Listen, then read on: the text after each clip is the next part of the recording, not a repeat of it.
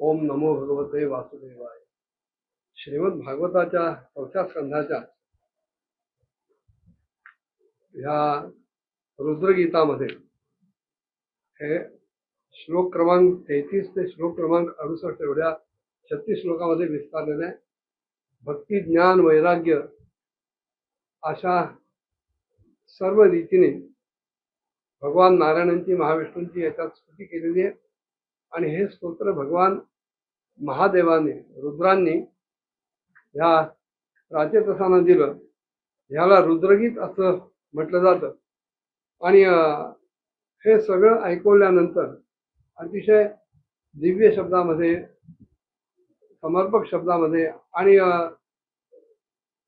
वस्तुस्थिती सांगणार असं हे स्तोत्र आहे. भगवान किती सूक्ष्म आहे, किती व्यापक आहे, कसा सर्व समर्थ आहे, असं सगळं वर्णन या स्तोत्रात आहे.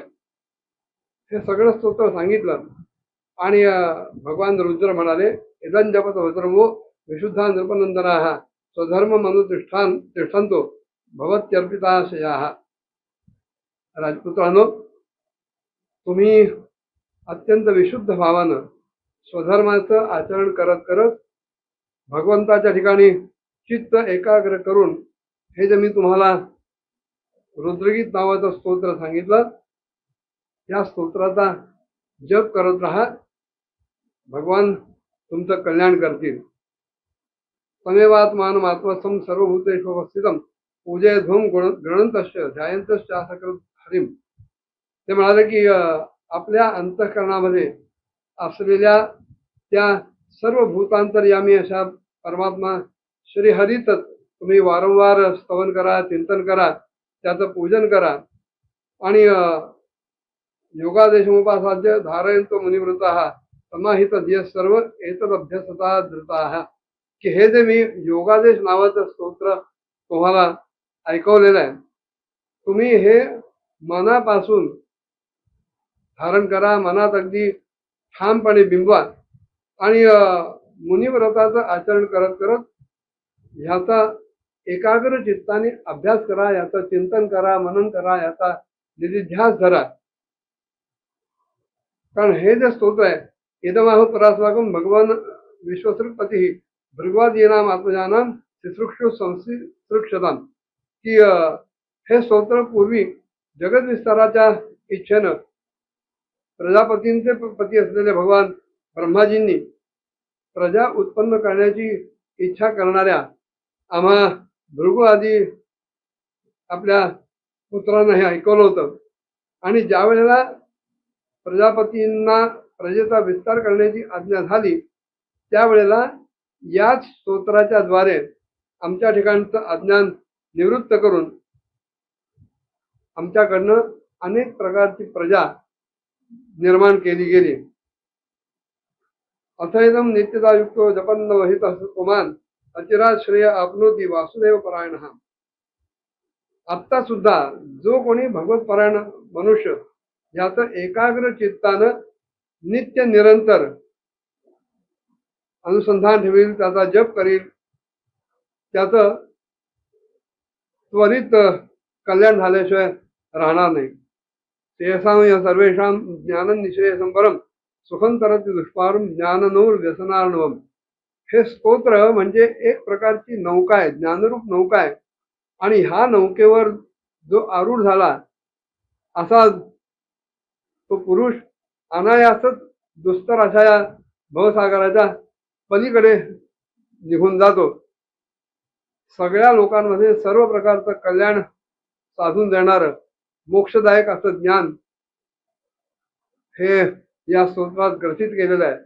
यमं श्रद्धयायुक्तो मद्गीतं भगवत्तवम अधियानो दुराराध्यम हरी महाराधयत्यसौ.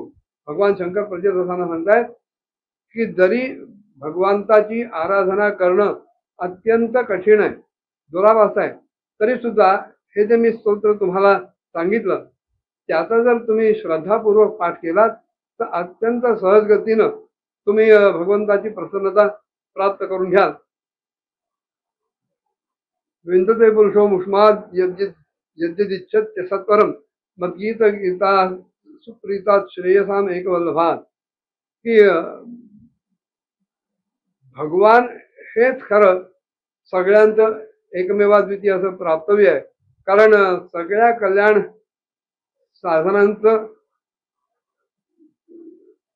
प्रेरणास्थान ते आहेत. आणि म्हणून हे जे आता मी स्तवन गाऊन दाखवलं, त्या स्तोत्राच्या गायनानं त्यांना प्रसन्न करून जो कोणी स्थिरचित्त झाला त्याला जे काही हवं असेल ते प्राप्त करून घेता येईल. इदय्य कल्य उत्थाय प्रांजली श्रद्धान्वितः शृणुयात श्रावयन मर्त्यो मुच्यते कर्मबंधनी. हे महत्वाचं आहे की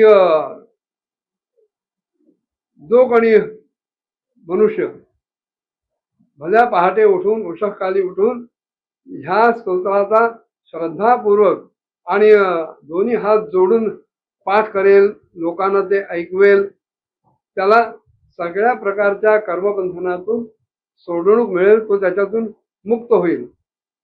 गीतम मयेतन नरदेव नंदनाः परस्य पुंसः परमात्मनस्तवम जपंत एकाग्र धियस्तपो महत् शरद्भवन्ते तत आपसे स्थितम.